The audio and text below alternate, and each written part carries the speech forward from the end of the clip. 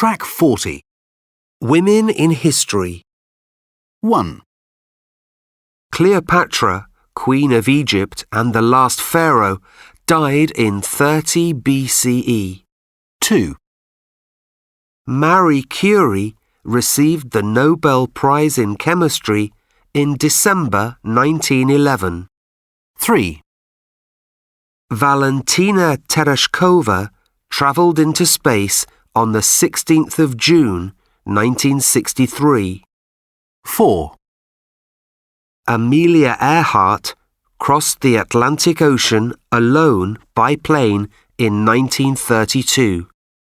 5, Coco Chanel opened her first shop in Deauville, France in the 20th century. 6, Frida Kahlo painted her self-portrait with parrots in 1941. 7, Serena Williams played her first match at Wimbledon in 1998. 8, Junko Tabei climbed Mount Everest on the 16th of May 1975. 9, J.K. Rowling published her first Harry Potter book in June 1997. 10, Ella Fitzgerald recorded her first song in 1936. Track 41. Finished. Waited. Track 42. No extra syllable. Cleaned. Cooked. Copied. Enjoyed. Finished. Helped. Joined. Phoned. Planned. Played. Preferred. Studied.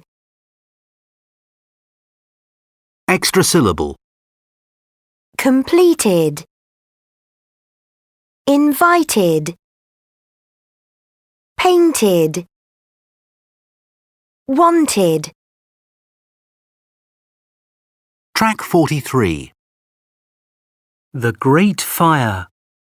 1, Saturday the 1st of September 1666 was a normal day in London. The city was smaller than it is today, but the little shops were busy and there were lots of people in the streets. 2, Just after midnight that night, something happened in a bread shop in Pudding Lane to change everything. A small fire started in the building. Most people lived in small houses in those days. These houses were very close to each other. The floors at the bottom of the houses were made of stone, but the rest of the houses were made of wood.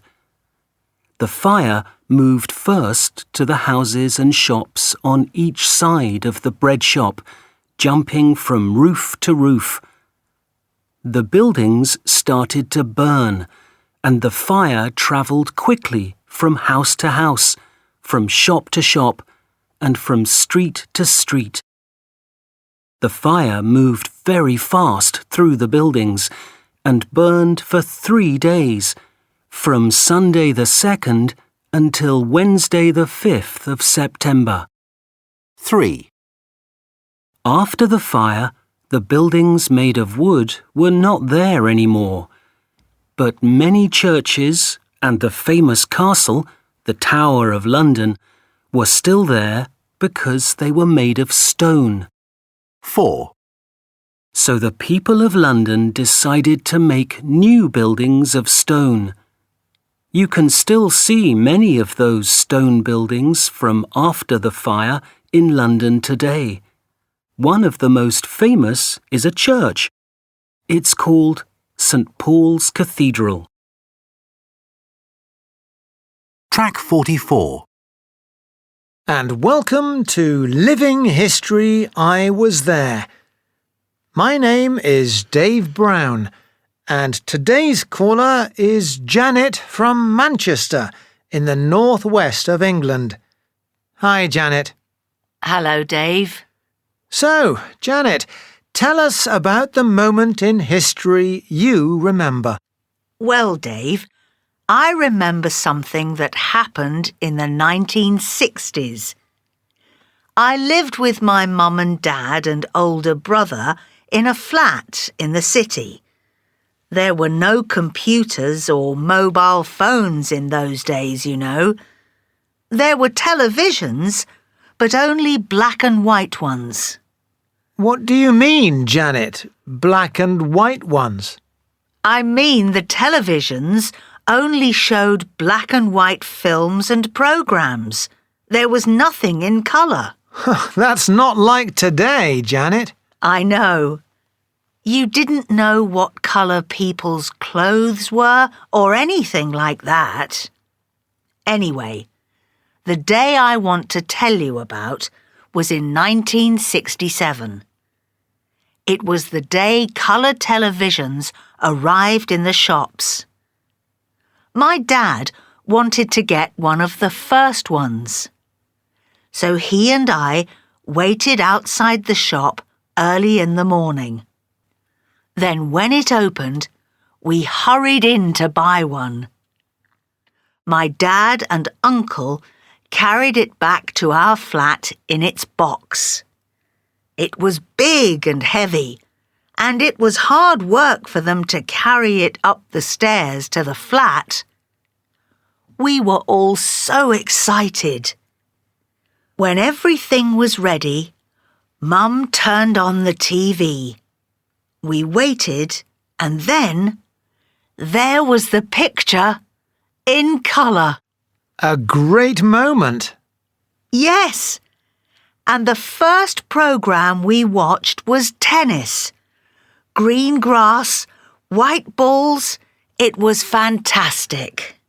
And now everything we see on TV is in colour, and we don't think about it. Yes, I know. Things change so fast. Well, thank you, Janet, for sharing your memory with us. Thank you, Dave. Bye. Goodbye, Janet.